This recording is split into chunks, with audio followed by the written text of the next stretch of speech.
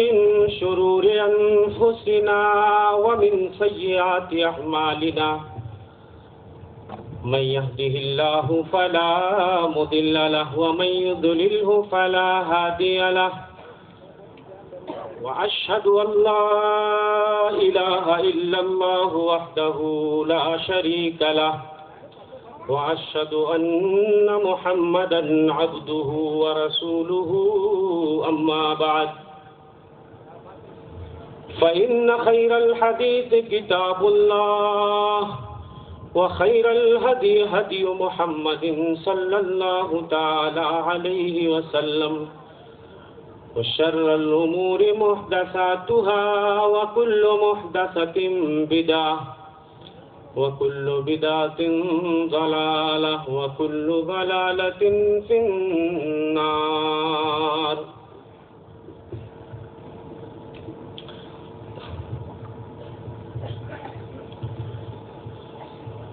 يقول الله سبحانه وتعالى في كتابه الحكيم: أعوذ بالله السميع العليم من الشيطان الرجيم.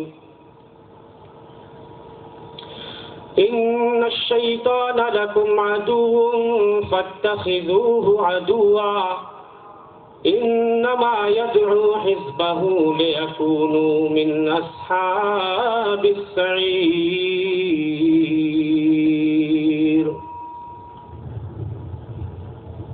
محترم صدر اجلاس، اسٹیج پہ جلوہ افروز علماء کرام،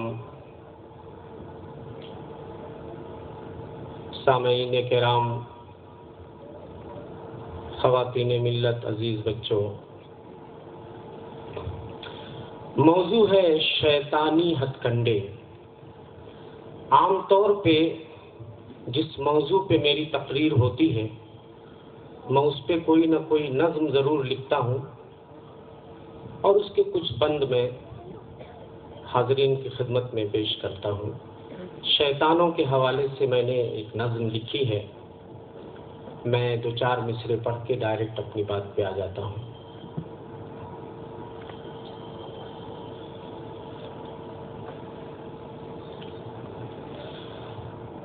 سب سے بڑا ہے دشمن شیطان دوستو، سب سے بڑا ہے دشمن شیطان دوستو. گمراہی اس سے ہوتا ہے انسان دوستو، گمراہی اس سے ہوتا ہے انسان دوستو. نیکی خراب کرتا ہے، دیتا ہے وسوسہ، دل میں بپا یہ کرتا ہے طوفان دوستو، دل میں بپا یہ کرتا ہے طوفان دوستو. سب سے بڑا ہے دشمن شیطان دوستو، گمراہی سے ہوتا ہے انسان دوستو. گر چاہیے نجات تو شیطان سے بچو، گر چاہیے نجات تو شیطان سے بچو. جنت میں چلے جاؤ گے مہمان دوستو، جنت میں چلے جاؤ گے مہمان دوستو.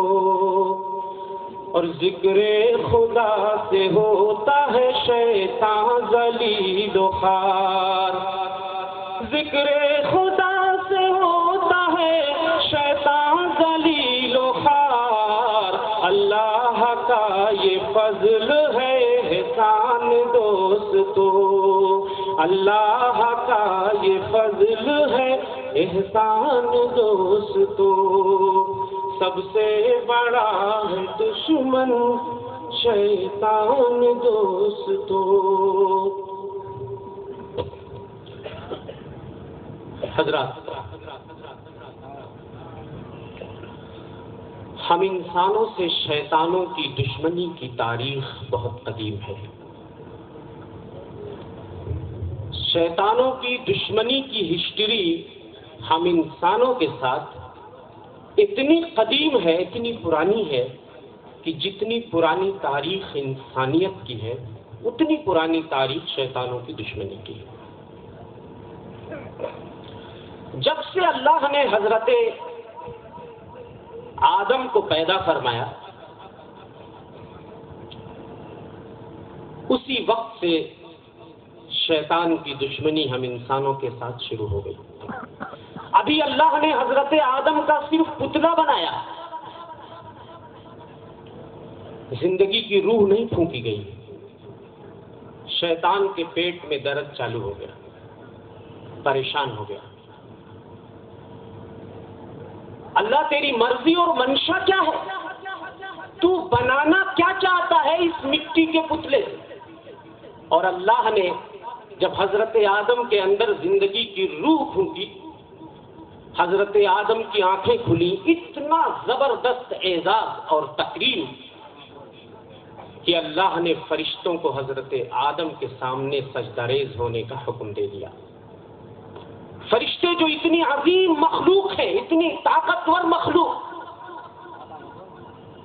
ایک کمزور حضرت انسان کے سامنے بحکم الہی سجدہ ریز ہو گئے، اور سجدے کا یہ حکم ملائکہ کے ساتھ میں ابلیس پہ بھی لاگو ہو رہا تھا، اس لیے کہ اللہ نے ابلیس کو ملائکہ کے ساتھ جنت میں رکھا۔ لیکن جب دیکھا کہ ملائکہ سجدے میں گر پڑے تو یہاں پہ ابلیس کی فطرت بول پڑی، حسد اور تکبر کا شکار ہو گیا ابلیس۔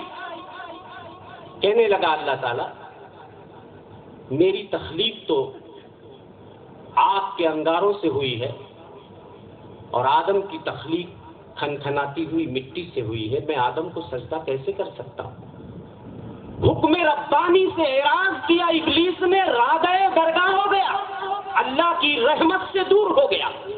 قرآن نے اس کا بہت ہی پیارا نقشہ کھینچا ہے، آئیے میں آپ کے سامنے پڑھتا ہوں سورہ اعراف کی آیت نمبر 12 سے لے کر آپ پڑھتے چلے جائیے۔ اللہ سبحانہ و تعالیٰ ارشاد فرماتے ہیں قال ما منعك الا تسجد اذ امرتك قال انا خير منه خلقتني من نار وخلقته من طين۔ اللہ نے ابلیس سے پوچھا، او ابلیس جب میں نے تجھے آدم کے سامنے سجدہ ریز ہونے کا حکم دیا تو آخر کس چیز نے تجھے سجدہ کرنے سے روک دیا؟ کون سی چیز مانے ہو گئی سجدہ کرنے سے؟ او ابلیس تجھے اس کا حساب دینا پڑے گا، اس کا جواب دینا پڑے گا۔ ابلیس نے جواب دیا قال انا خیر منہ خلقتنی من نار وخلقته من طین۔ ابلیس نے کہا او اللہ میں آدم سے بہتر ہوں، اس لیے کہ تو نے مجھے آگ سے پیدا کیا ہے، تو نے مجھے آگ کے شعلوں سے پیدا کیا ہے اور آدم کو مٹی سے پیدا کیا ہے۔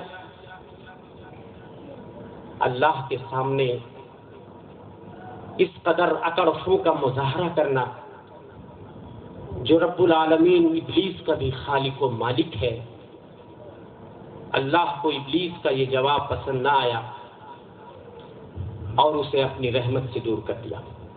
اللہ فرماتا ہے قال فاہبط منہا، او ابلیس تو میری جنت سے نکل جا، میری رحمت سے دور ہو جا۔ قال فاہبط منها فما يكون لك ان تتكبر فيها فاخرج انك من الصاغرين۔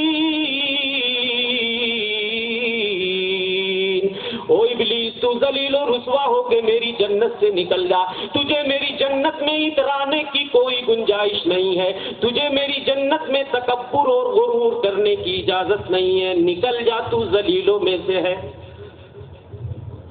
لیکن ابلیس جنت سے نکلتے نکلتے ایک مہلت مانگتا ہے، قال انظرنی الی یوم یبعثون۔ ابلیس نے کہا اے اللہ تو مجھے اپنی رحمت سے دور تو کر رہا ہے، مجھے اپنی جنت سے نکال رہا ہے، لیکن مجھے قیامت کے دن تک مہلت دے دے۔ قال انک من المنظرین۔ اللہ نے کہا او ابلیس جا تجھے چھوٹ دی گئی، جا تجھے قیامت تک کے لیے ڈھیل دی گئی۔ قال فبما اغويتني لاقودن لهم صراطك المستقيم۔ ابلیس نے کہا اے اللہ بس اب اس کے کہ تو نے مجھے گمراہ کیا، میں تیری سیدھی راہوں پہ بیٹھوں گا۔ حالانکہ ابلیس اپنی بدماشی کی وجہ سے گمراہ ہوا تھا، ابلیس اللہ کی تکوینی مشیت سے گمراہ ہوا تھا، لیکن اس نے اپنی اس گمراہی کو اللہ کی طرف منسوب کر دیا۔ یہ بھی ابلیس کی ہٹ درمی تھی، اس کی سب سے بڑی شرارت تھی۔ اے اللہ بس اب اس کے کہ تو نے مجھے گمراہ کر دیا، لاقودن لہم صراطک المستقیم، میں تیری سیدھی راہوں پہ بیٹھوں گا۔ ثم لآتینہم من بین ایدیہم ومن خلفہم، اے اللہ میں ان کے آگے سے آؤں گا، پیچھے سے آؤں گا، وعن ایمانہم وعن شمائلہم ولا تجد اکثرہم شاکرین۔ اے اللہ میں دائیں سے آؤں گا، بائیں سے آؤں گا، اکثر بندوں کو تو شکر گزار نہیں پائے گا۔ اللہ نے کہا قال اخرج منها مذءوما مدحورا۔ اللہ ایک بار پہلے بھی کہہ چکا کہ ابلیس تو میری جنت سے ذلیل ہو کر نکل جا۔ دوبارہ اللہ پھر اسی بات کو ریپیٹ کر رہا ہے، دوہرا رہا ہے، قال اخرج منها مذءوما مدحورا۔ او ابلیس تو ذلیل ہو کر میری جنت سے نکل جا۔ لمن تبعک منهم لأملأن جہنم منکم اجمعین۔ جس نے میرے بندوں میں سے تیری پیروی کی، جو بھی تیرے نقش قدم پہ چلنے کی کوشش کرے گا، میں تیرے ساتھ ان تمام لوگوں کو اٹھا کے جہنم میں جھونک دوں گا، جہنم رسید کر دوں گا۔ تھوڑا سا پانی رکھوا دیجئے۔ ابلیس نکل گیا اللہ کی جنت سے اور اللہ کی رحمت سے دور ہو گیا، لیکن جب سے وہ نکلا ہے کبھی چین سے بیٹھا نہیں، چھٹی نہیں مناتا وہ، ہمارے آپ کی طرح سنڈے کی چھٹی نہیں کرتا، جمعہ کی بھی چھٹی نہیں کرتا۔ ابلیس جب سے نکالا گیا ہے اللہ کی رحمت